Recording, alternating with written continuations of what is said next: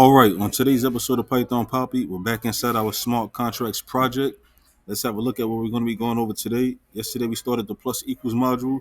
Today we're going to dive back in. We're going to pick up with some light reading. So now what we can do is in the fund function, after they fund us, we can say self.funder to amount funded, message.sender is going to equal to self.funded to amount funded, message.sender plus message.value. Here we are saying that we're going to store the funder and the value amount they funded to the contract and the self.funded to amount funded, message.sender variable. Is actually a shortcut to doing this. Instead of using the long variable twice to store the information, we will do this. Self.funder to amount funded, message.sender plus equals message.value. Now here we are saying the same exact thing and storing the information to the same variable, but we're using less code to do so. And this is what our smart contract should look like now. Let me actually move down so I can show you where we implemented that piece of code into the contract. So you can see here we have our funder to amount funded. That's going to be a public variable. That's where we actually implemented it. And then how we use it in our contract. Let me show you where we actually put it into our contract.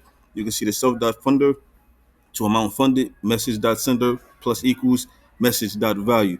So that's how we actually implemented the amount funded and the person who funded it to our contract, and that's how we're going to store them to our contract. And that's how we were able to add it to our contract to keep track of everything, or everyone who contributed and how much they contributed. And that was actually the end of that module. So tomorrow we will be starting a new module. But of course, I will keep you posted every step of the way. For now, it's the Python Poppy. You guys stay Gucci.